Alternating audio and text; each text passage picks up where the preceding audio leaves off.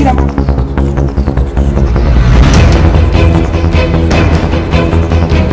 সূত্রে খবরের ভিত্তিতে অভিযান চালিয়ে ডিআরআই বাগডোগরা বিমানবন্দর থেকে বিপুল পরিমাণ উচ্চমানের গাঁজা উদ্ধার করে সহ দুই ব্যক্তিকে গ্রেপ্তার করেছে। ডিআরআই সূত্রে জানা গিয়েছে, ব্যাংকক থেকে বিমানে করে শিলিগুড়ি আসছিলেন ওই দুই অভিযুক্ত। আগে থেকেই তথ্য পেয়ে বিমানবন্দরে নজরদারি শুরু করে গোয়েন্দারা। দীর্ঘক্ষণ অপেক্ষার পর সন্দেহভাজন দুই ব্যক্তিকে আটক করা হয়। তল্লাশি চালিয়ে তাদের সঙ্গে থাকা দুই ট্রলি ব্যাগ থেকে মোট 17 প্যাকেট হাইড্রোপপিন গাঁজা উদ্ধার করা হয়। উদ্ধার হওয়া মাদকের মোট ওজন 6 কেজি 670 গ্রাম, যার আনুমানিক বাজার মূল্য প্রায় 6 কোটি 60 লক্ষ টাকা বলে জানা গিয়েছে। ধৃতদের নাম আফতার সিং এবং রাজীব কুমার হান্ডা, দুজনেই পাঞ্জাবের অমৃতসরের বাসিন্দা বলে জানা গিয়েছে।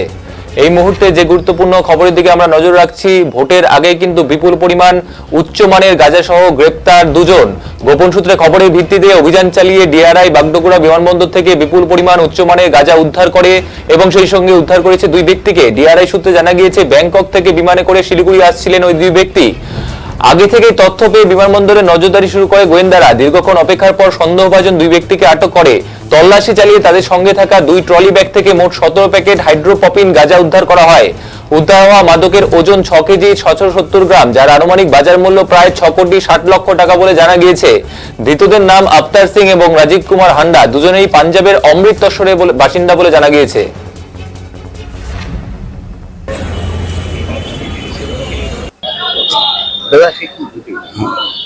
আজকে শিলিগুড়ি এনডিপিএস স্পেশাল কোর্টে দুজন আসামিকে প্রোডাকশন করেছে ডিরেক্টরেট অফ রেভিনিউ ইন্টেলিজেন্স, মানে কেন্দ্রীয় রাজস্ব গোয়েন্দা দপ্তরের পক্ষ থেকে। এই দুজনের মধ্যে প্রথম জনের নাম রাজীব কুমার হান্ডা আর দ্বিতীয় জন আফতার সিং। এই রাজীব কুমার এবং আফতার সিং এই দুজনেরই বাড়ি অমৃতসরে, একই জায়গাতে, মানে দুটো সেপারেট পাড়ায়, পাঞ্জাব, অমৃতসর পাঞ্জাব। এই দুজনের মধ্যে প্রথম জন রাজীব কুমার গত প্রায় 15 দিন আগে ও গেছিল হচ্ছে ব্যাংকক, এবং যাওয়ার আগে এর যে সঙ্গী আফতার সিংকে বলেছিল, আমি ব্যাংকক যাচ্ছি আমার ব্যবসার কাজে, সেখান থেকে কিছু মাল আনবো, তার জন্য তোমাকেও আমি ডাকতে পারি, তো তোমাকে কল করলে চলে আসবে। অ্যাকর্ডিংলি দিন 7 আগে এই পরের জন যে নাকি আফতার সিং, তাকেও ব্যাংককে ডেকে নেয়। তারপরে এরা দুজনে মিলে ওখানে দুটো কনসাইনমেন্ট রিসিভ করে ব্যাংকক থেকে গতকাল বাগডোগরা এয়ারপোর্টে আসে, এবং ব্যাংকক থেকে বাগডোগরা এয়ারপোর্টে আসার পরে ফ্লাইটটা যখন 9:30 পৌনে 10টার দিকে যখন ফ্লাইটটা ল্যান্ড করে, ফ্লাইট থেকে বেরিয়ে দুটো ট্রলি ব্যাগ, দুজনের হাতে দুটো ট্রলি ব্যাগ ছিল। ট্রলি ব্যাগ নিয়ে ওরা প্রথমে যে চেকিং গুলো হয়, তারপরে কাস্টমস চেকিং এর আগে গোপন সূত্রে খবর ছিল ডিআরআই এর কাছে যে এই তাদের সমস্ত চেহারার ডেসক্রিপশন কি ভাবে আসছে এগুলো ছিল। এই দুজনকে ডিআরআই আধিকারিকরা শিলিগুড়ি থেকে চলে গেছিল, গিয়ে ওখানে ওদেরকে থামায়, এবং বাগডোগরা এয়ারপোর্টে কাস্টমসের যে আলাদা ইউনিট আছে সেইখানে ওদেরকে নিয়ে ওখানটায় ওদের যে ব্যাগে প্রিলিমিনারি সার্চ করা হয়।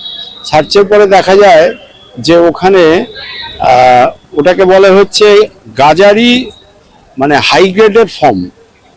সেটা গাজা যেমন ক্যানাবিস, গাজার হাই গ্রেডের ফর্ম হচ্ছে হাইড্রোপনিক উইড। এই হাইড্রোপনিক উইডটা গাজা যেমন নাকি গাজা গাছ মাটিতে হয়, হাইড্রোপনিক উইডটা হয় হচ্ছে কোনো নার্সারি বা জলের মধ্যে এটাকে বানাতে হবে, এবং এই সাবস্ট্যান্সটা গাজার উপরে যে ফুলের মতন যেটা থাকে তার সঙ্গে আরো বিভিন্ন কেমিক্যাল মিশিয়ে সেটা ওই নার্সারিতে, যেমন নার্সারিতে ফুল গাছের টবের মধ্যে রাখা হয়, টবের মধ্যে জলের পরিমাণটাই বেশি থাকে, বা ছোট ছোট পুকুরের মতন করে ওটাকে রাখা হয় দীর্ঘদিন। রাখার পরে ওখানে কেমিক্যাল দেওয়া হয়, কেমিক্যাল দেওয়ার পরে ওর যে নেশার যে পরিমাণটা, যে পার্সেন্টেজটা, মানে অনেক গুণ নেশার পরিমাণটা বেড়ে যায়। এবং এটা এটা আন্তর্জাতিক বাজারে নেশার পরিমাণটা যেহেতু বেশি, সেজন্য এটার ভ্যালুও বেশি।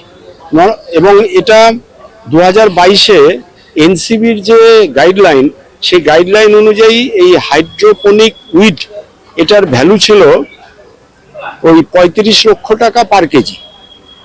আর এটার বর্তমান ভ্যালু গুগলেও সার্চ করলেও পাওয়া যাবে, এটা বর্তমান ভ্যালু মোর দ্যান 1 crore পার কেজি।